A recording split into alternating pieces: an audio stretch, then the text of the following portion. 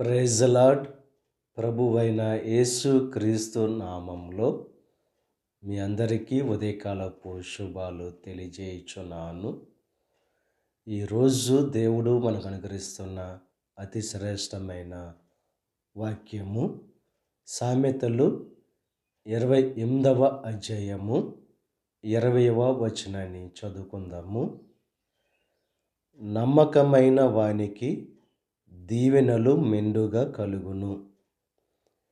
ఎవరికి దీవెనలు మెండుగా కలుగుతాయంటే నమ్మకమైన వారికి.